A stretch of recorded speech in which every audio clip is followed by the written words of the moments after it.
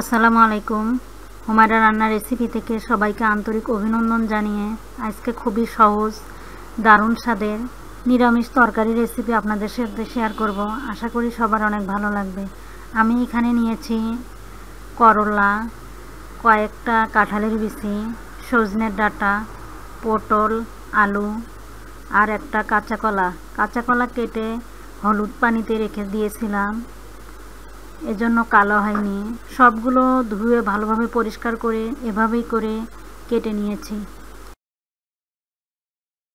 এই তরকারিটা খেতে ভীষণ সুস্বাদু টেস্টি হয়েছিল। আপনারা এইভাবে একবার রান্না করে খেয়ে দেখবেন, দারুণ লাগবে। আর চুলায় একটি কড়াই বসিয়ে পরিমাণ মতো সরিষার তেল দিয়ে দিচ্ছি। সাথে দিয়ে দিচ্ছি 1 মুঠ পেঁয়াজ কুচি, কয়েকটা কাঁচামরিচ কুচি, সাথে দিয়ে দিচ্ছি 1 চামচ আদা রসুন বাটা,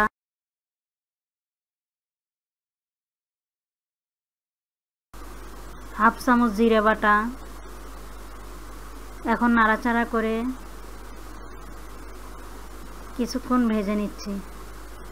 এরপর দিয়ে দিলাম 1 চামচ হলুদের গুঁড়া, 1 চামচ লাল মরিচের গুঁড়া, স্বাদ মতো লবণ। এখন নাড়াচাড়া করে মশলাগুলো কষিয়ে নেব। মশলা কষানো হয়ে গেছে। এখন যে সবজিগুলো কেটে রেখেছিলাম সেগুলো দিয়ে ভালোভাবে নাড়াচাড়া করে 5-7 মিনিট কষিয়ে নেব। এতে করে তেল, ঝাল, লবণ সহজেই প্রবেশ করবে, খেতে দারুণ লাগবে।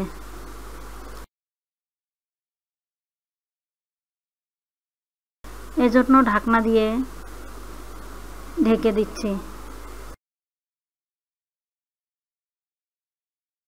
নিরামিষ তরকারিতে করলার পরিমাণটা কমিয়ে দিয়েছি, এতে করে তরকারি খেতে হালকা তিতা হবে আর খেতে বেশ দারুণ লাগবে।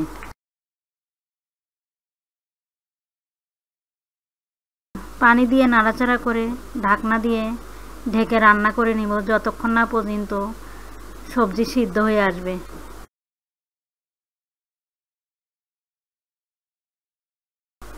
ঢাকনা তুলে নিচ্ছি। সবজি সিদ্ধ হয়ে গেছে।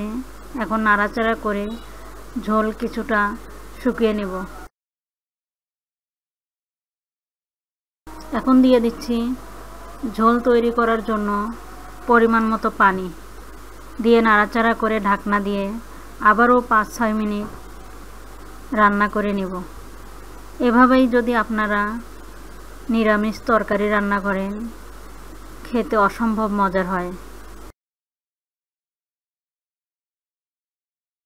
ফ্লেভারের জন্য সাথে কয়েক টুকরা কাঁচামরিচ দিয়ে ঢাকনা দিয়ে ঢেকে 5 মিনিট রান্না করে নেব।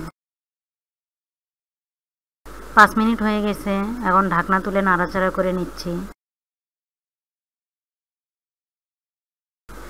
আর নামানোর পূর্বে দিয়ে দিচ্ছি জিরার গুঁড়ো 1 চামচ।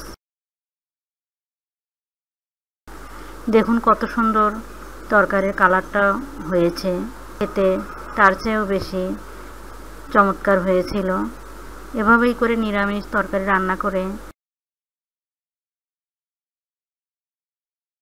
আর যদি ভালো লাগে একটি লাইক দিয়ে শেয়ার করবেন, কমেন্টস করবেন, সাবস্ক্রাইব করে বেল বাটন অন করে দিতে ভুলবেন না।